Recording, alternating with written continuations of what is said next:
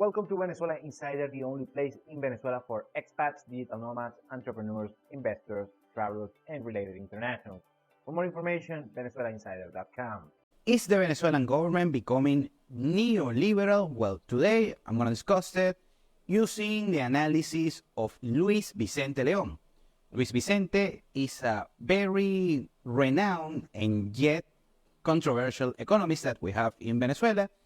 And he's a very respectable man, but there is some nuances within their analysis, not only on economics, but also on Venezuelan politics. And yet, today, we are going to review some opinions that he has regarding the Venezuelan economics, especially applied to the current government. So, let's start. First, Luis Vicente starts by saying that 2024 is going to be a year of growth for the Venezuelan economy, and he's actually very consistent to the consensus amongst most of the renowned Venezuelan economists. What the key issue, the key question is, we don't much how much the Venezuelan economy is going to grow. And the reason is very basic. Right now, the Venezuelan economy has been easing regarding international sanctions that allows many multinationals, especially oil companies, to reinvest on the country and expand further their operations. And of course, this is a very big deal for the Venezuelan economy. Around 90% of the GDP is tied to the oil industry. Now, Luis Vicente also mentions, this is very important, that take this information with a grain of salt regarding economic growth, because this is a growth that is coming from a very low base, which had a collapse around 80% of the GDP between 2013 and 2020, so officially, when the Venezuelan GDP halted their collapse. I will say is since 2018, the midst of 2018, that we start growing again. And remember, GDP is a lagging indicator. Well, this is just my opinion regarding GDP. Okay, so when we say, everyone on the Venezuelan economic sector says that the Venezuelan economy is starting growing, starting recovering. That doesn't mean many people confuse the word growth, economic growth, to prosperity. And if the economy grows 5 to 10%, that doesn't mean that average Venezuelan is gonna prosper 5 to 10% on that particular year. Very good. And the other thing is that the overall sentiment on the market is pretty optimistic. This is amongst the entrepreneurs and the businessmen and the empresarios that we have in the country, not yet with the average Venezuelan. Still, we are seeing some migration out of the country due to a very important cohort of the Venezuelan population. However, other people that were migrants a few years ago are returning to the country. Believe me, I'm meeting a lot. Still, the number that we have, give or take, is around 7 million people, 7 million Venezuelans abroad. Now, regarding the Venezuelan government, what happened with the Venezuelan government? Went from being communist, socialist, to right now neoliberal? Well, that's not exactly the case. According to Luis Vicente, this didn't happen because a sudden change of heart within the Venezuelan government, but they just had to face reality. The status quo a decade ago was the Venezuelan government was very hostile towards the average empresario, especially the big one. So, especially the address, the way that they address the investing and empresario sector was very hostile all over throughout a decade and a half. Until, let's say, 6 years ago, they have been more friendly, more business friendly with the Venezuelan entrepreneur and the Venezuelan businessman, and that combined with a lot of factors. At that moment, on the worst of the collapse, around 2017, when there was a lot of scarcity regarding, of course, food, medicine, overall, every supply and car parts, stuff like that. So after that, the Venezuelan government became a little bit, let's say, neoliberal, and this is my words, not Luis Vicente's words.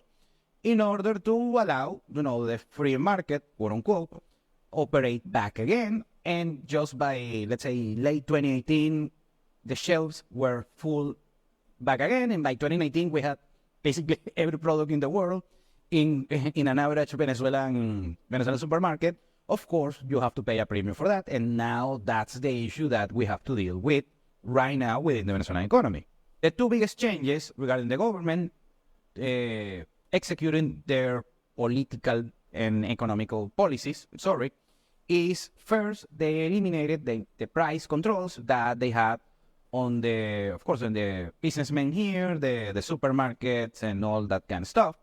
Because, that's a communist economic plan, keeping caps for prices. And of course, when you get that, you get scarcity because the average empresario, both the seller and the producer, they're going to put their prices on the price that they need in order to keep further operations. And if that price is lower, the cap price that the Venezuelan government had back then is lower, that they're just going to hold producing or selling a particular good or service. So the Venezuelan government de facto eliminated the price controls on late 2017, early 2018. And the other thing is the currency exchange cap that we have. So basically, we had a barrier between the real price of the currency and the government-imposed price of the currency. So on that spread, many people lost a lot of money. And when you cannot operate freely regarding currency because you have to pay for imports on USDs and you have to sell it on Venezuelan bolivars on the market. Or since 2018, basically the government looked other way and they allow the free currency exchange in the country. And right now, we don't even do business on many circles with the Venezuelan bolivars. We only use USDs. Since mid of 2018, the Venezuelan economy has been de facto dollarized. So we use the USD not only as the standard, but also everyday payments, we do it with dollars, like you see not only in the United States, but you see in countries like Panama, Ecuador, and El Salvador. Luis Vicente also mentions that 2023 was a kind of weird year for the Venezuelan economy because after double-digit growth on GDP on 2021 and 2022, on 2023, we see a halt on this growth. So basically, we grow 0%. So, or on the worst estimate, it's like -2, -1% on GDP. The first 2 quarters of the 2023 year for the Venezuelan economy they were weird because we had this big explosive corruption scandal regarding one faction of the government. They basically stole billions of dollars. The estimates go between 3 and 21 billion with a B, US dollars, from one faction of the government. So the Venezuelan government did a crackdown on this faction within themselves, and they arrested a bunch of people, very important people within the Venezuelan government, due to corruption. So that halted first the fiscal revenue for the Venezuelan government, and hence the public spending. And also that brought a lot of pessimism within the market sentiment. The first 6 months of the year were a little bit down. And actually, we had a technical recession, according to some data. The Venezuelan economy contracted 7% within those 2 quarters, the first 6 months. However, the last 2 quarters of 2023 were positive regarding GDP growth, and we closed the year even let's say 0% on GDP. Still something that, let's say, halted a little bit the Venezuelan GDP recovery, but still we are due to grow on 2024. Other issue that he mentions is the ease of sanctions by the US government. They were temporarily lifted, but not only in oil, but also in other commodities like gold, for instance, that Venezuela, it has a decent gold reserves. Now, after the easing of sanctions, the oil export revenue, now the Venezuelan government can sell oil to the free market without discount. Remember, before when the sanctions were very strict, the Venezuelan government had to sell the crude oil, and of course the companies involved, they had to sell the crude oil on a discount on the free market because it was tainted oil because it was harder to do the selling, all the process because of the sanctions. Now with the sanctions removed, many countries all over the world are interested, at least a handful of countries, to go back to business regarding Venezuelan crude oil. But also, he mentions that this is not some altruistic move by the US government. They did it also because it's good for themselves, because since all of the issues geopolitically, like the war in Ukraine, also the war in the Middle East with the Gaza Strip right now, and also the situation in Yemen with the Houthis, that shakes up a lot the stability of the price of the crude oil worldwide. So having a more of a trustworthy supplier like Venezuela, that if they increase, and if we increase right here in the country, we increase the production of crude oil and the supply worldwide, also that keeps the prices in check regarding crude oil. Luis Vicente also points out that we have some infrastructure issues in the country, and I'm 100% agree. Energy, water supply, also the roads that are not as bad, but they're not at their best. So these, let's say, issues that we have regarding infrastructure make less efficient the production, the Venezuelan economy overall, the GDP. So that creates frictions on the whole economic process that hinders more efficiency and more economic growth. Now, Luis Vicente also mentions that you have to separate politics from economics. According to Luis Vicente himself, he mentions that the Venezuelan government, has been and still very awful regarding politics.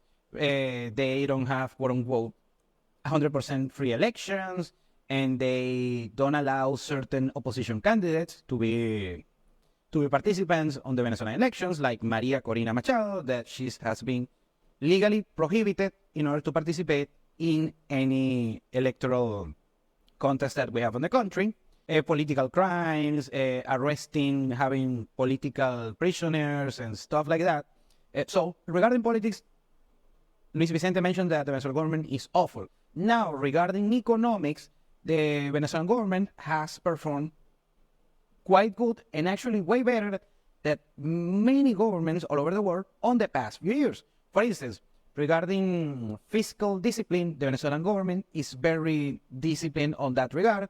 They try to spend less than they make because their fiscal revenue has dropped because, of course, the collapse of the crude oil, the crude oil production within the country, also the prices, depending on the year. And also now is that we are seeing a surge on fiscal revenue from the non-oil economy. The other thing, they're allowing more free market, so we might say that we have free market on Venezuela, quote unquote, take it where we're sold, but it's way better than the communism or the socialism, quote unquote, that we had just a decade ago. With these policies, fiscal discipline, lower fiscal spending, also allowing free market, allowing price discovery within Venezuelan economy, you might say that even the Venezuelan government has been, and Maduro has been more economic positive compared to many other presidents and governments all over the world. Like he mentioned Spain, because this interview was in Spain, and the government, the Spanish government is very responsible, very left-leaning government. Same thing with Argentina before Milei, and also in countries, let's say like Mexico or Colombia right now with the Petro, the left-leaning politician, and so on and so on. So Maduro is, on the political side, is still acting left-leaning. However, on the economic side, he's more of a, on the past few years, I mean, de facto, has been more of a center-right politician, and believe it or not, regarding their economic policies, just economics. Like Bill Clinton said, it's the economy, stupid. Now, we still have to take this with a grain of salt, because what is lacking the Venezuelan government is create confidence amongst entrepreneurs, investors, and so on. So still, the people are dubious regarding Maduro and further investing in Venezuela, and that's the main challenge that the Venezuelan government has on years to come. Thank you for watching Venezuela Insider. Please like, share, and subscribe. Follow us on social media. If you want to work with us, venezuelainsider.com. Thanks again, and have a nice day.